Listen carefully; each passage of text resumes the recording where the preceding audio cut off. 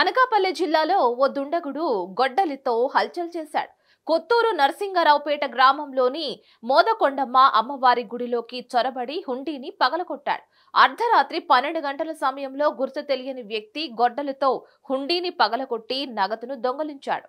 కాగా నేడు ముక్కోటి ఏకాదశి కావడంతో తెల్లవారుజామున దర్శనం కోసం గుడికి వచ్చిన భక్తులు జరిగిన దొంగతనాన్ని గుర్తించారు.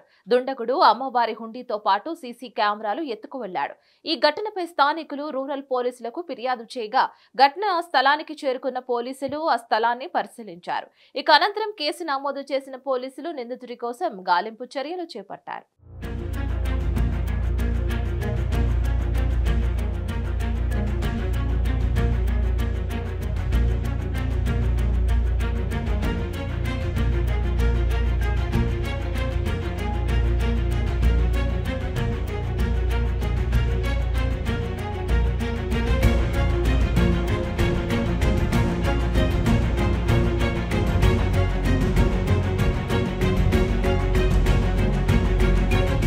మరిన్ని అప్డేట్స్ కోసం చూస్తూనే ఉండండి హిట్ టీవీ.